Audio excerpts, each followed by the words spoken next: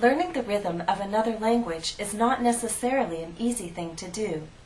That's why I've created this follow-up lesson on rhythm. I thought it would be helpful for you to have additional practice with stress and phrases and at the sentence level. We're going to begin by reviewing those rhythmic patterns I presented in Lesson 8, and then I'm going to share a couple new ones with you.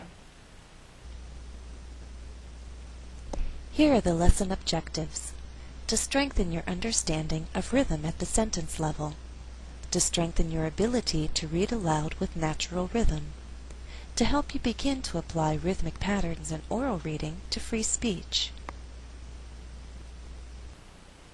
So if you're ready now, let's get started. Remember pattern 1. When we speak in phrases and at the sentence level, we usually stress content words and not function words. Content words include nouns, verbs, adverbs, adjectives, and numbers. Function words include articles, short prepositions, helping verbs, and most pronouns. Example: can we talk about hairstyles? It'll be fun, I promise. Exercise 1. Read the following 3 statements aloud. Try to identify and then stress all the content words. Finally, listen to the correct reading and repeat. If you need more time to read these statements, use the pause button.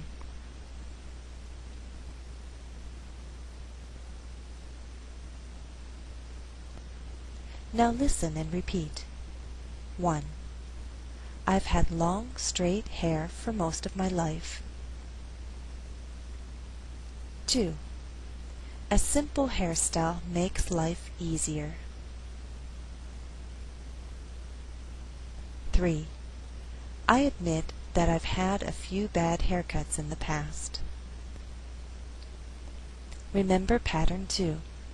When words are grouped into meaningful phrases or thought groups, there is usually one word that receives the most stress. That word is generally the final content word. Example: how would you describe your present hairstyle? Is it conservative? Do you think that your hairstyle reflects your personality? Exercise 2. Read the following text aloud. Try to identify the main groupings of words or thought groups, and then stress the final content word in each group. Finally, listen to my reading with the recommended rhythm and repeat. Again, if you need more time, use the pause button.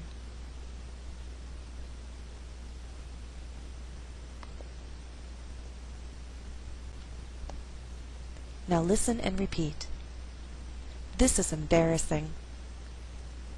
I admit the hairstyle was bad. Around 12 or 13, I cut my hair short. I don't know why.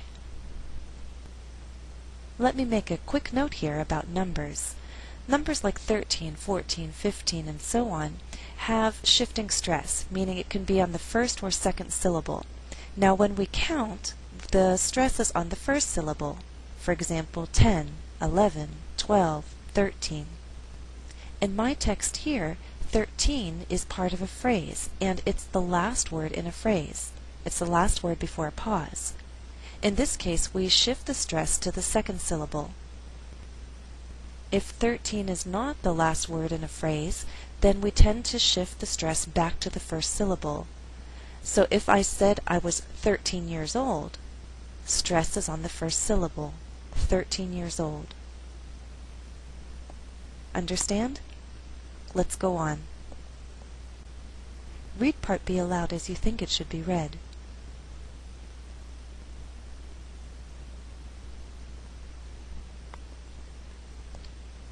Now listen and repeat. At this time, I think it was Princess Diana who influenced fashion. Perhaps this was a sorry attempt to look like a princess. Remember pattern 3. Instead of stressing each content word in a cluster, the speaker may choose to alternate the stress so that there is a more natural flow and rhythm. Example 1. Do you have many photos of yourself as a child? In this example, I did not stress the word many. Many is a content word, but because we had too many stressed syllables together, there's a better flow if many is not stressed. So the resulting rhythm is 1 and 2 and 3 and 4. Have, photos, yourself, child. Do you have many photos of yourself as a child? Number 2. I'll bet there are some you don't like to show to people. Here I did not stress the verb like, although like is a content word. The flow is a little more natural without stressing all those content words in the second half of the sentence. Now sometimes you can read a sentence with more than one pattern and still sound natural. For example, I could choose to stress in the second half of the sentence only like and people. The result would be like this. I'll bet there are some you don't like to show to people. That is at a very fast tempo because now I'm only stressing 2 content words in that final thought group. Both ways are natural and both ways are acceptable. Exercise 3. Read each statement aloud. Stress only those content words that allow you to keep a regular rhythm. Finally, listen to my reading with the recommended rhythm and repeat. Read statement 1 aloud. Now listen and repeat. As a little girl, I often wore pigtails. Here we did not stress wore. Read statement 2 aloud.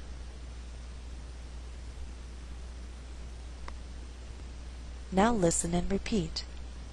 Around age 8 or 9, my hair looked rather wild. An alternative reading would stress only hair and wild in the second half of the sentence. The sentence would then have to be read at a faster tempo. Listen to the result. Around age 8 or 9, my hair looked rather wild. Both ways are acceptable, both ways are natural. Read statement 3 aloud. Now listen and repeat. When Jennifer was 15, curly hair was in. Here we did not stress hair. Here 15 is at the end of a phrase, so the second syllable is stressed. Also here, in is not a preposition, it's not a function word, it's an adverb, it's part of a phrasal verb, be in, so we're going to stress it because in is at the end of the sentence. It's at the end of a thought group. Remember pattern 4. Native speakers break normal rhythmic patterns when it's necessary to emphasize certain words. Doing so can contrast 2 ideas or clarify a misunderstanding. Example. Some people take a short amount of time to style their hair. Others take a long time. Here, the stressed words create a contrast. Exercise 4. Read each statement aloud. Try to stress those content words that either contrast 2 ideas or clarify a misunderstanding. Finally, listen to my reading with the recommended rhythm. 1. Read the statement aloud.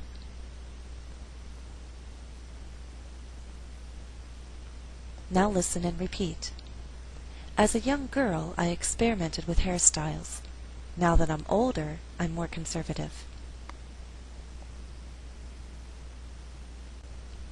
2. Read the statement aloud.